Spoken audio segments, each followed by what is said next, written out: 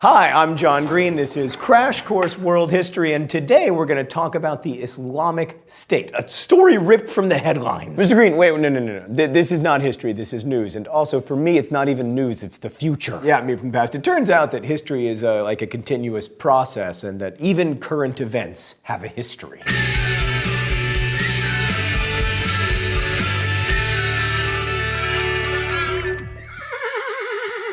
All right, let's begin with the headlines. In 2014, ISIS, the Islamic State in Iraq and Syria, also known as ISIL and Islamic State and many other things. Anyway, they declared a caliphate in the territory that the group controls, prompting many Americans to wonder what a caliphate is. Well, if you've seen our episode on the emergence of Islam, the caliphate is an Islamic state modeled on the original Islamic community that was founded by the Prophet Mohammed in the 7th century. Now, Mohammed was not a caliph because the word means successor, and they were the successors to Muhammad. But the first four political leaders who led the community and turned it into an empire have come to be known as the four rightly guided caliphs. And when groups like ISIS that are trying to re-establish this kind of government look back on it, they see it as being kind of the golden age. That this was a time not just of growth for the Islamic empire, but also of political stability and unity. Which, as it happens, it really wasn't. Like, even under the four rightly guided caliphs, the Islamic world was tremendously diverse and had huge disagreements. I mean, of the four rightly guided caliphs, 3 were assassinated. But anyway, the ideal version of that type of state is what ISIS and some other Islamists mean when they talk about reconstructing a caliphate, although what the boundaries of a modern-day caliphate might be are far from clear. I mean, are you going to try to include Indonesia? But anyway, according to historian Michael Cook, the restoration of the caliphate is a political ideal for many Islamists, and for some, a political project. But I want to be clear, that is not the case for the vast majority of Muslims. So when I use the term Islamism, I mean something very specific. For me, Islamism is the idea that Islam can be the basis of government. It's not the same as fundamentalism, although it's often related to it. And it's certainly not the same thing as Islam, which is a diverse and complicated and worldwide religious tradition. Now, Islamism is a potent political force, but it's a relatively recent one, and in many ways it developed as a response to our old friend Western-style nationalism. That said, the idea that Islam can guide nation states or new kinds of states is much older than,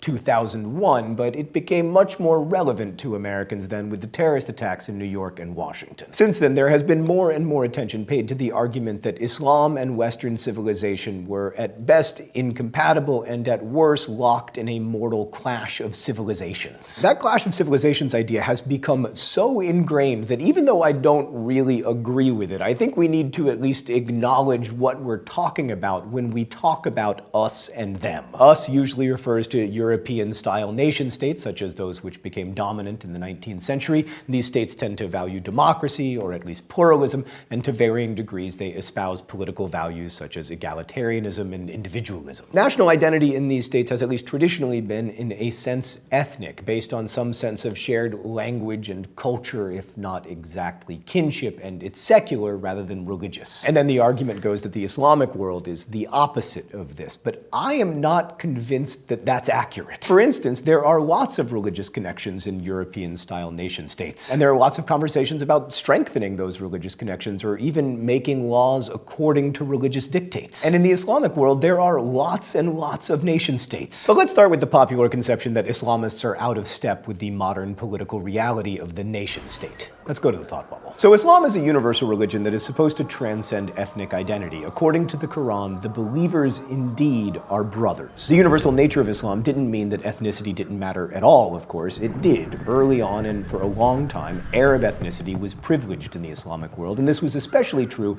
during the period of conquest. This was despite Muhammad saying, truly the Arab has no superiority over the non-Arab, nor the non-Arab over the Arab, nor the black over the white, nor the white over the black, except in piety. But their amazingly rapid and far-reaching conquest granted the Arabs huge prestige that lasted until the 18th century. Now, from the beginning, being a Muslim meant being part of a political community, because unlike Jesus or the Buddha, Muhammad was also a political leader in addition to being a religious one. But at least to an extent, the tight connection between political and religious identity really ended with the assassination of the fourth rightly guided Caliph, Ali. According to the writer Tamim Ansari, after Ali's death, the caliphate was just an empire. But as the empire grew and became more diverse, it became impossible to hold it together as a political unit. So even though the idea of a caliphate doesn't square so well with Western notions of ethnically homogenous nation-states, ethnicity has always mattered in the Islamic world, as we can see if we go to Turkey or Egypt or Pakistan. In each of those places, the experience of being a Muslim is affected by the experience of one's ethnicity. Thanks, Thought Bubble. So this idea that the Islamic Empire wasn't always a caliphate for much of its history, it was just an empire, is really important, because it gets to how not different ways of organizing people are when it comes to, like, us and them. Now, I'm not trying to make a false equivalence or say that all people are the same or whatever, but, like, let's look at a defining Western political value, egalitarianism. In its earliest incarnations, Islam was unusually egalitarian, especially for its time. The religion structurally avoids hierarchy, except perhaps based on piety. The Quran states, "The noblest among you in the sight of God is the most God-fearing of you."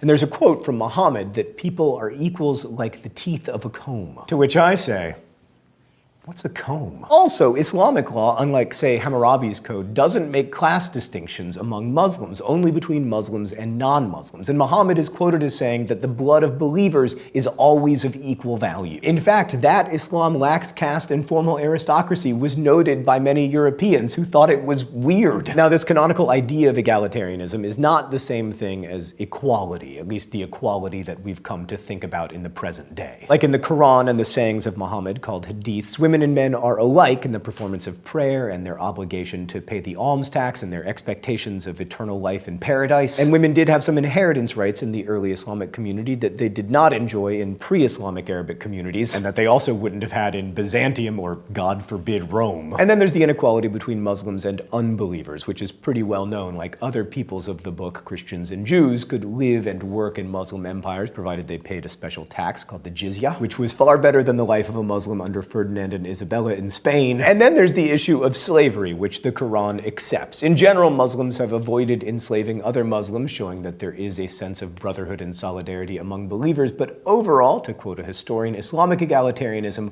was limited to free Muslim males. Of course, if you've watched our US history series, you may remember that early American egalitarianism was limited to, like, land-owning Christian males. My point here is that if you look for historical precedents, you can generally find them. That's true in the Islamic world. It's also true in the rest of the world. Now, today in Europe and the United States, most citizens expect their states to be, in at least some degree, democratic and republican and constitutional. So when people in the West look at the early Islamic empire, we have a way of imagining caliphs as kings because, like, you know, we had kings. But caliphs were important in different ways. For starters, they were the successor to the prophet. Now, maybe that's similar to what the Roman Catholic papacy became over time, but it's not like a king. Except for the King of England, King Henry VIII, founder of my church, who was like, I need to be the head of the church so that I can get divorced. But this combination of political and religious authority is important, as is that at least initially there was no hereditary succession of caliphs. And then there's the concept of baya, which is a kind of political allegiance. Like, according to Michael Cook, an agreement is made between the future caliph and the future subject, whereby each party is to have specified rights and duties. A closely related theme is shura, the duty of the caliph to consult with others before making a decision. Like, according to tradition, when Abu Bakr accepted the role of the first caliph, he claimed that Muslims had no duty to obey him if he disobeyed God and the Prophet. Now, that's not democracy, but it is limited rule, and it gives people some participation in the government. And then there's another Western value that is often bandied about as something that isn't part of the Islamic world: freedom. Islam, as you may know, means submission, and a Muslim is a person who submits to God. And to some Westerners, that seems like the opposite of freedom. But the tradition within Islam is that by releasing people from domination by other people and making them servants of God, there is freedom. Freedom is a famously abstract concept, but if we think of it as the opposite of slavery, then being free from having to serve other people is freedom. That said, in contemporary Islamism, political freedom is not generally held in particularly high esteem, which is one of the reasons why Islamists were less relevant in the Arab Spring uprisings of 2011 than people tend to think. But in at least one way, the caliphate can be thought of as enshrining republican, with a little r, values. Islamism emphasizes the rule of law and that even the caliph is subject to it. Since ultimate sovereignty belongs only to God, Men, to quote Michael Cook, are not entitled to exercise lordship over each other. And the much talked about Sharia law, coming from a source outside the political process, whether that's God or religious scholars, acts as a huge check on rulers becoming dictators. Right? Like, Iran's government has many problems, but its president is not a dictator. But that same complete sovereignty of God over the people makes it difficult for Islamists to embrace democracy because it's based on the idea that the people themselves are sovereign. And the most radical Islamists, like Ayman al-Zawahiri of al-Qaeda, really do hate democracy. He called democracy a new religion that deifies the masses, and the completely extreme and absolutely horrifying Boko Haram in Nigeria have exclaimed that, quote, they will never accept any system of government apart from one stipulated by Islam and will, quote, keep on fighting against democracy,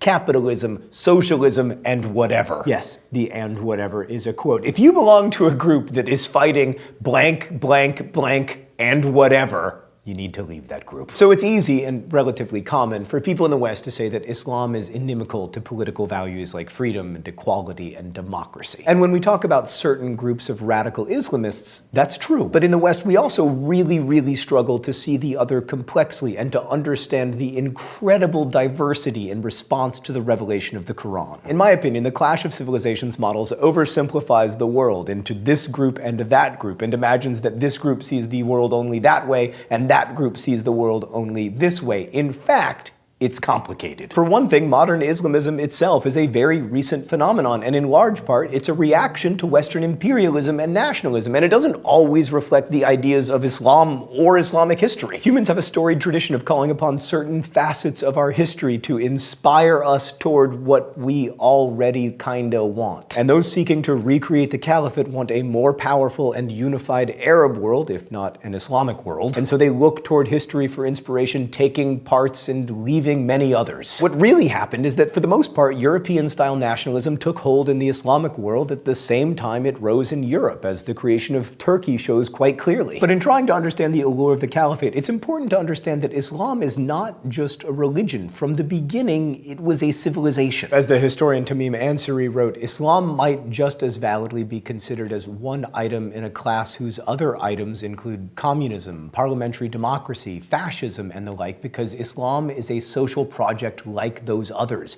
an idea for how politics and the economy ought to be managed, a complete system of civil and criminal law. But it's also a very diverse system that's shaped by everything around it and everything inside of it, like any civilization. So when we try to discuss a topic as complex and charged as contemporary Islamic thought and practice and political worldviews, we don't just need to be sure that we have some sense of history, we also need to be sure that we're all talking about the same thing. There is nothing bright about the lines between politics and religion and history and nation. Thank you for watching. I'll see you next week. Crash Course is filmed in the Chad and Stacy Emigholt studio here in Indianapolis. It's made possible thanks to the hard work of all of these people and also your subscriptions on Subbable. Subbable is a voluntary subscription service that allows you to support Crash Course directly so we can keep it free for everyone forever. You can also support Crash Course by buying some of our awesome merch like t-shirts or posters. Thank you for watching, and as we say in my hometown, don't forget to be awesome.